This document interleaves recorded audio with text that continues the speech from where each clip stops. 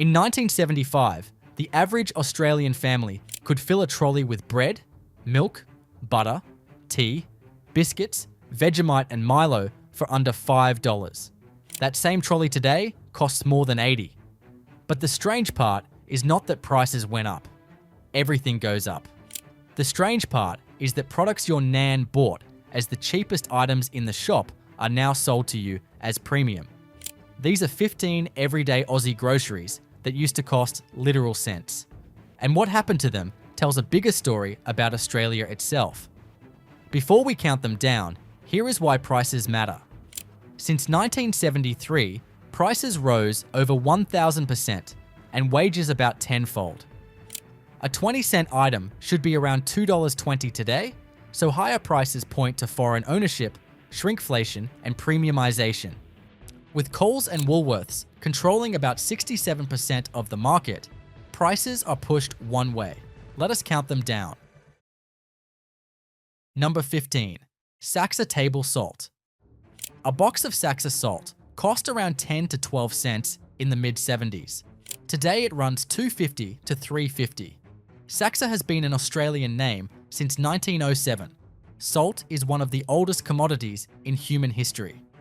The word salary comes from it. The product itself has not changed. Sodium chloride has been the same for thousands of years, but now Saxa sells pink Himalayan and sea salt flakes at 5 to 10 times the price of the original, the cheapest mineral on Earth, rebranded as gourmet. Number 14. Aeroplane jelly. A packet of Aeroplane jelly crystals cost about 8 to 12 cents in 1975. Today, it costs $2 to $3.50. This product was invented in 1927 by a Sydney tram driver named Bert Appleroth, who cooked jelly crystals in his bathtub and sold them along his route. The ingredients are sugar, gelatin, and flavoring. They cost almost nothing, yet the same product every Aussie kid ate after school for pennies is now sold at 20 times the price under a heritage label. Number 13. CSR white sugar. A kilogram of CSR white sugar was about 15 to 18 cents in the mid-70s. Today, it sits around $2.80 to $4. CSR has been refining sugar in Australia for over 160 years. Australia is one of the world's largest sugar producers. We grow the stuff in Queensland. Yet Australians pay premium prices for a product from their own backyard. And CSR now sells coconut sugar and Rapadura variants at $6 to $10 a kilo. The same company that sold basic sugar for loose change now charges restaurant prices for sugar with a different color. Number 12. Rosella tomato sauce. A bottle of Rosella tomato sauce cost about 22 to 30 cents in the 70s. Today, you pay $4.50 to $6. Rosella has been making sauce since 1895. It was the default on every dinner table, on meat pies, on snags at the barbecue. Then cheaper imports flooded in, and Rosella nearly vanished from shelves. When it came back as a heritage brand at premium prices. The exact same sauce your grandparents bought for pocket change, now positioned as artisan. Number 11. Cottees. Cordial. A bottle of Cottees cordial ran about 35 to 45 cents in the 70s. Today, it costs $4.50 to $7. Cottees has been in Australian kitchens since 1927. My Dad Picks the Fruit That Goes to Cottees was one of the most famous jingles on television. The brand ended up under Asahi ownership. Bottle sizes shrank. Premium fruit variants pushed prices well above anything inflation explains. A drink that was once the cheapest way to keep kids happy now competes in a market where cordial costs as much as wine. Number 10. 4 and 20 pies. A 4 and 20 pie cost about 15 to 20 cents in 1975. Today, a pie from a servo or the footy costs $4.50 to $6.50. 4 and 20 has been making pies since 1947. It is the official pie of the AFL. On a single grand final day, they serve over 80,000. One pie today costs more than an entire family pack did in the 70s. The Angus beef variants pushed $7 to $8. The humble meat pie went from working class lunch to premium snack. But if you think that is bad, wait until you see what happened to breakfast. Number 9. SPC canned peaches. A can of SPC peaches cost about 18 to 25 cents in the 70s. Today, it runs $3.50 to $5.50.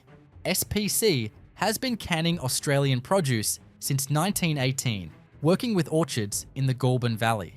The brand nearly collapsed, competing against cheap imports, and was saved by public campaigns urging Australians to buy local.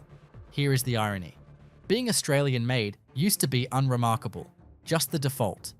Now, it is the premium selling point. The same provenance nobody thought twice about in the 70s is the marketing hook that justifies a $5 can of peaches. Number 8. Weet-Bix. A box of Weet-Bix cost about 28 to 35 cents in the mid-70s. Today, it runs $5.50 to $7.50. Australians consume an estimated 1.4 billion Weet-Bix per year. Aussie kids are. Weet-Bix Kids is embedded in the national psyche, but the box has shrunk over the decades. The brand now sells protein variants and blends at double or triple the per-serve cost. A compressed wheat biscuit that cost roughly 1 cent each in the 70s now anchors an entire premium cereal range. Number 7. Arnott's biscuits. A packet of Arnott's SAOs, or shapes, cost about 25 to 35 cents in the 70s. In today, you pay $4 to $6.50. William Arnott established his bakery in Newcastle in 1865. Jats are still the highest seller at 16 million boxes a year. Tim Tams sell over 45 million packets annually. But Campbell's Soup bought Arnott's in 1997. Then, KKR bought it for $3.2 billion in 2019. Under foreign ownership, Tim Tam packs shrank from 13 biscuits to 9 or 11. The crafted collection sells for $5 to $7. Fewer biscuits, fancier packaging, higher price. Number 6. Bushell's tea. A packet of Bushell's tea cost about 30 to 40 cents in 1975. Today, you pay $5 to $8.50. Alfred Bushell opened his tea shop in Brisbane in 1883, founding Australia's first commercial tea business. But the brand was sold to Unilever in 1988, then divested to CVC Capital Partners in 2022. Every ownership change brought price increases.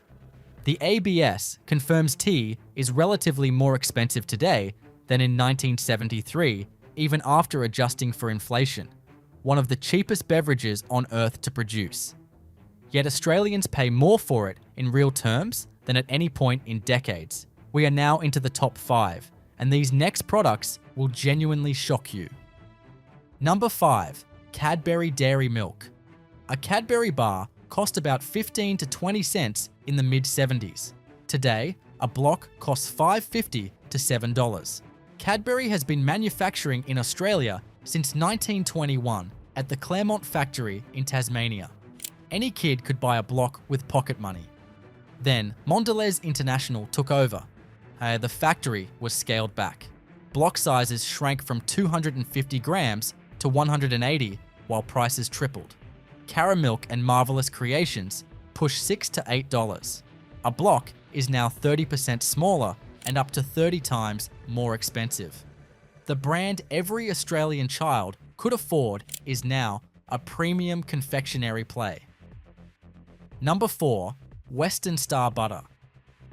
500 grams of butter cost about 55 cents in the mid-70s. Today, Western Star runs $6.50 to $8.50.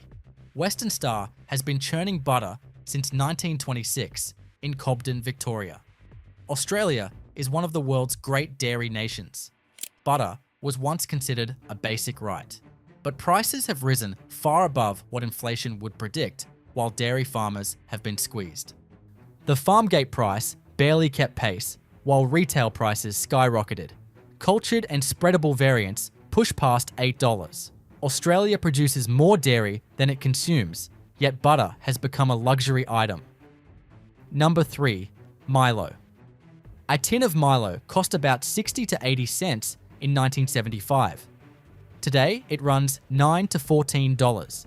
Milo was invented in Sydney by Thomas Maine in 1934 and named after the ancient Greek athlete Milo of Croton. Every Aussie kid remembers eating the crunchy powder straight from the tin with a spoon. But Nestle owns Milo globally now. The iconic 750-gram tin has given way to a 395-gram format at the same or higher price. That is textbook shrinkflation. Specialty variants push $12 to $15. A product invented in Australia, now priced as a premium import by its Swiss owner. Per gram, it costs more than many chocolate bars. Number 2. Tip top white bread. A loaf of white bread cost 20 cents in 1973. Today, you pay $3.80 to $6.50. And here is the part that stings. That 20-cent loaf weighed about 900 grams. A standard loaf today is 650. You pay dramatically more for significantly less. The Bureau of Statistics confirmed bread has seen the largest relative price increase since 1973 of any grocery item in Australia. Adjusted for inflation, that loaf should cost $2.30. The actual price is nearly double, and the loaf has shrunk by 30%. Sourdough and artisan variants run $5 to $7. This is the single biggest price jump in Australian grocery history. The cheapest food in the country became a premium category. Number 1. Vegemite. A jar of Vegemite cost about 35 to 45 cents in 1975. Today, a 380-gram jar costs $7 or more. Vegemite was invented in Melbourne in 1922 by a young chemist named Cyril Callister. He was given one job: take the leftover yeast that breweries were throwing away and turn it into something edible. He mixed it with salt, celery, and onion extract and created a thick black paste, a product born from brewery waste. The Happy Little Vegemite's jingle first aired in 1954 and became one of the most iconic ads in Australian history. When founder Fred Walker died in 1935, American company Kraft took ownership. For decades, they kept it cheap, a low margin essential in every cupboard. But under Kraft and then Mondelez, prices crept up year after year. In 2017, Bega Group bought Vegemite back for $460 million, and the country celebrated. An icon returned home. But prices kept climbing. That same year, they released Blend 17, a premium variant at double the price. A richer, bolder taste. For leftover brewers' yeast, Vegemite's journey is the story of Australian groceries in miniature. Born from scraps, sold for cents, passed through American corporate hands, bought back for nearly $500 million, and now sold at 20 times what it cost when it was just the cheapest spread in the cupboard. So there you have it. 15 everyday Australian products that used to cost literal cents and are now sold to us as something special. The most premium thing about these products was always the Australian families who bought them, and they never needed a fancy label to prove it.